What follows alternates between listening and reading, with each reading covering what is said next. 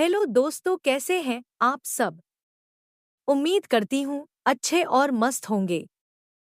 प्यारे दोस्तों, आज की कहानी है गोरे बहू के काले परिवार का बंटवारा।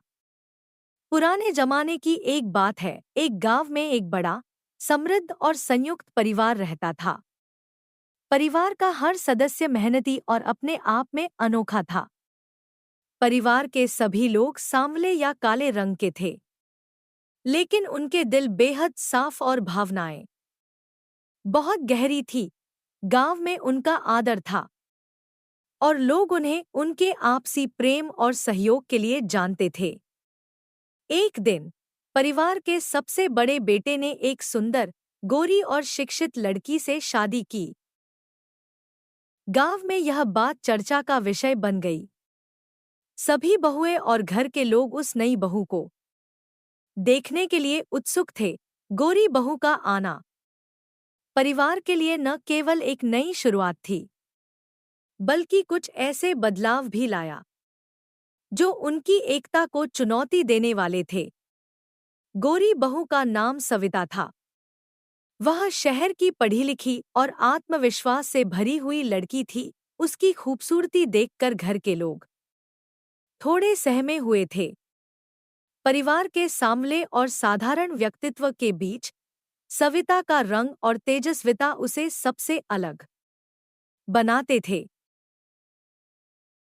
शुरुआती दिनों में सब कुछ ठीक चला। सविता ने घर के हर सदस्य को सम्मान दिया और सभी के दिलों में जगह बनाने की कोशिश की। लेकिन धीरे धीरे छोटे छोटे मतभेद उभरने लगे। सविता का रहन-सहन और सोच परिवार से अलग था। वह आधुनिक जीवन शैली की आदी थी, जबकि परिवार पारंपरिक मूल्यों को मानने वाला था।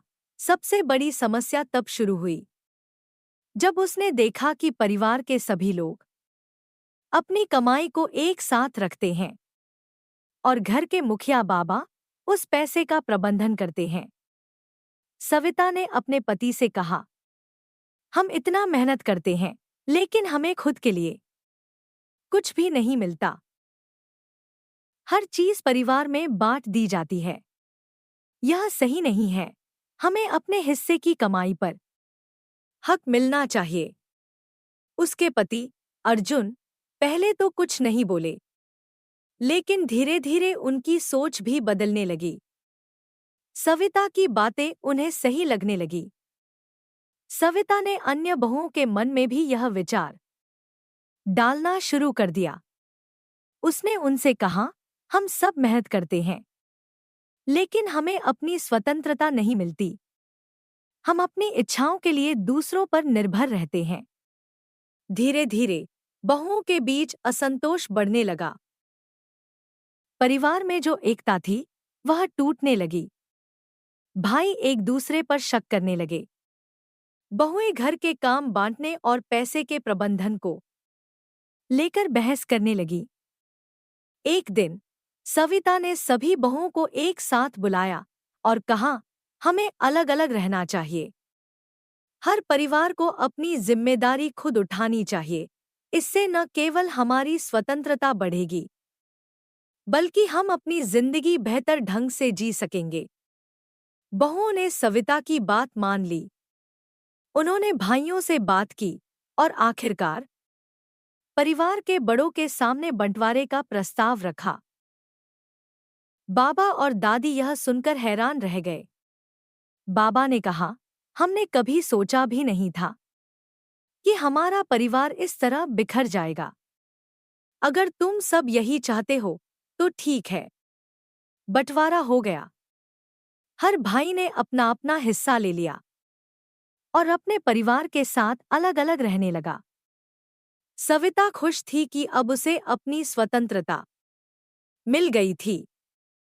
लेकिन जैसे जैसे समय बीतने लगा, उसने महसूस किया कि चीजें वैसी नहीं थी जैसी उसने सोची थी। अब हर बहू को अपने घर का पूरा काम खुद करना पड़ता था। पहले जो काम मिलबांट कर होता था, वह अब अकेले करना पड़ता था। खर्चे बढ़ गए थे और मदद के लिए कोई नहीं था। सविता के पति अर्जुन भी अब अधिक तनाव में रहने लगे। उन्हें घर और बाहर की जिम्मेदारियों को अकेले निभाना पड़ रहा था।